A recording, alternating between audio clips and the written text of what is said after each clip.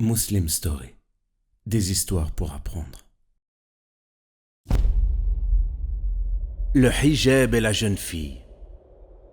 Notre histoire, les enfants, est tirée d'une histoire vraie qui se déroula en 1979.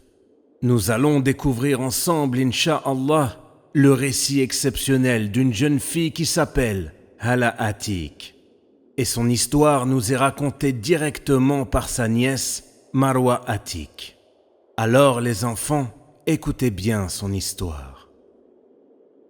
Issue d'une famille de 7 enfants, Hala Atik est une jeune fille comme les autres. Elle aime jouer avec les autres enfants de son pays, la Syrie.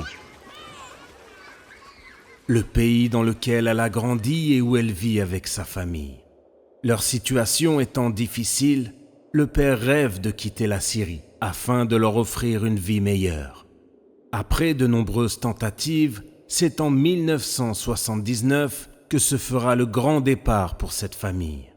En effet, le père trouva une opportunité aux États-Unis, en Californie, et décida dans un premier temps de partir seul afin de tout organiser sur place avant de faire venir sa famille.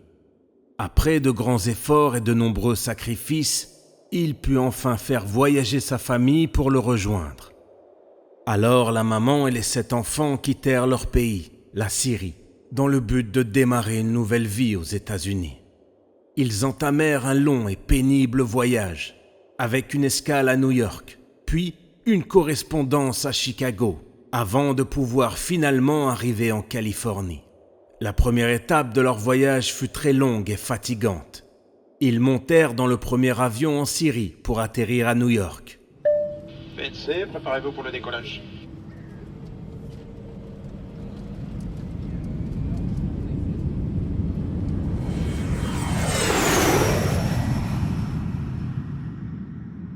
À leur arrivée à New York, ils furent accueillis par les officiers de la douane, la police des frontières, qui les informa qu'il était obligatoire pour eux, pour pouvoir continuer leur voyage, de faire leur nouvelle carte d'identité américaine, la Green Card. Les officiers expliquèrent à la famille que ceci ne serait pas très long, qu'il suffisait simplement de prendre une photo. Ils demandèrent aux femmes de retirer leur voile le temps de faire cette photo pour leur nouvelle carte d'identité. La première à devoir passer fut la mère de Hala. Elle ne parlait pas l'anglais, était stressée, et sans vraiment comprendre, elle retira son hijab pour faire la photo. Ensuite, ce fut le tour d'une des sœurs de Hala, qui fit exactement la même chose. Puis, une autre de ses sœurs, qui elle aussi retira son hijab le temps de prendre la photo. Enfin, arriva le tour de la jeune Hala. Et quand l'officier lui demanda de retirer son hijab pour prendre la photo, Hala lui répondit : « Monsieur, mon hijab fait partie de ma foi, et il m'est impossible de le retirer ici, même si ce n'est que le temps d'une photo. » L'officier expliqua à Hala qu'il était obligatoire pour elle de retirer son voile, et que si elle refusait, il la renverrait en Syrie. Les officiers s'attendaient à ce que cette jeune fille, se trouvant dans un pays étranger face à la douane, soit intimidée. Mais la jeune fille leur répondit : « Messieurs, sachez que si vous souhaitez m'enlever le droit de porter mon hijab, alors je préfère retourner en Syrie. » Alors, pour mettre la pression à la jeune fille, ils décidèrent de la placer dans une petite pièce toute seule et appelèrent le chef de la douane. Le chef de la douane lui expliqua à nouveau que si elle ne retirait pas son voile, elle ne pourrait pas obtenir sa green card et donc ne pourra pas emménager aux États-Unis pour démarrer sa nouvelle vie. Mais la jeune fille refusa à nouveau et sa mère, comprenant ce qui était en train de se passer, demanda la permission de parler à sa fille. Elle entra dans la pièce énervée et lui dit : « Mais qu'est-ce qui t'arrive ? As-tu perdu la tête ? Nous avons fait un long voyage, dépensé presque toutes nos économies. Et si on ne se dépêche pas, nous allons rater notre vol pour Chicago, et donc celui pour la Californie. Alors fais ce qu'il te demande et enlève ton hijab le temps de cette photo. Et ensuite on pourra partir. pense un peu à ton père qui nous attend là-bas. » La jeune fille écouta attentivement sa mère et comprit l'importance des choses qu'elle était en train de lui expliquer, mais ne put accepter. Alors ses sœurs entrèrent également dans la petite pièce pour essayer de la convaincre. Et sans leur répondre, Hala demanda au chef de la douane de les rejoindre et déclara tout haut: « Vous pouvez essayer de m'amener qui vous voulez pour me convaincre, mais je ne changerai pas d'avis. Je ne retirerai jamais mon voile pour cette photo. » Après 3 longues heures à essayer de convaincre la jeune fille, les officiers de la douane décidèrent finalement de la laisser prendre cette photo avec son hijab. Le cœur rempli de joie et d'apaisement, la jeune fille et le reste de sa famille reçurent leur nouvelle carte d'identité. La jeune fille, Hala, savait qu'elle avait pris les bonnes décisions en s'accrochant à ses principes et ses croyances. Toute la famille fut soulagée, mais en même temps inquiète, car en effet, ils venaient de rater leur vol pour Chicago et furent donc obligés de dépenser le reste de leurs économies pour acheter de nouveaux billets ainsi que pour payer la nuit d'hôtel à New York. La mère de Hala était furieuse. Ils avaient fait un long voyage entre la Syrie et New York et elle était pressée de retrouver son mari. Voyager avec 7 enfants vers un pays inconnu n'est pas une chose facile. Elle était fatiguée et énervée contre sa fille.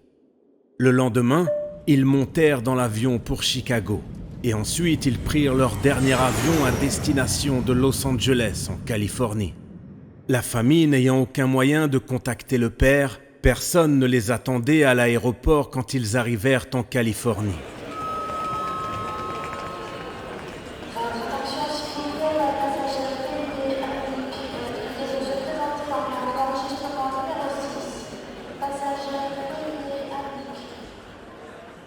Après avoir récupéré les bagages, ils prirent un taxi minibus indiquant au chauffeur l'adresse que le père leur avait donnée.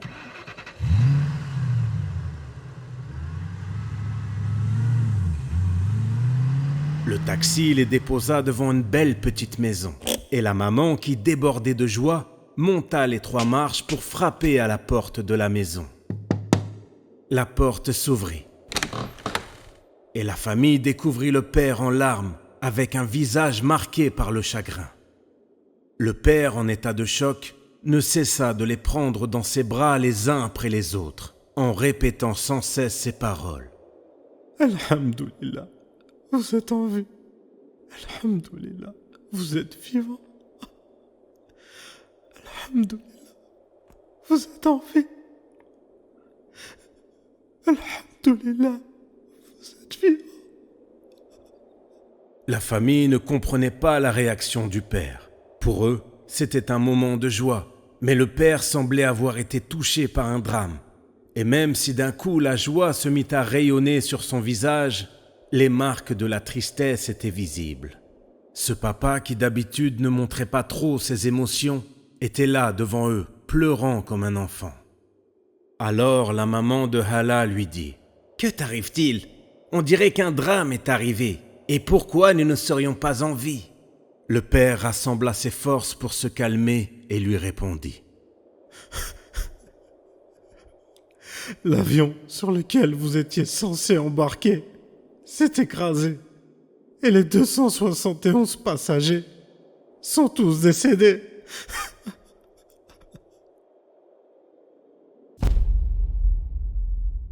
Dans cette histoire, les enfants, on comprend que même la plus grosse des catastrophes ne saurait vous atteindre si Allah en a décidé autrement. Le vol 191 d'American Airlines, qui s'est écrasé le 25 mai 1979, est le crash d'avion le plus meurtrier qu'aient connu les États-Unis. Mais Allah subhanahu wa ta'ala décida par une cause qu'il avait choisie de sauver cette famille de cette catastrophe. Cette jeune fille, Hala Atik, a fait preuve d'un grand courage, restant ferme et s'accrochant à ses principes et à ses croyances. Et Allah n'abandonne pas ceux qui sont sincères et placent leur confiance en Allah. La nièce de Hala Atik, qui nous a raconté cette histoire vraie et exceptionnelle, est aujourd'hui devenue adulte.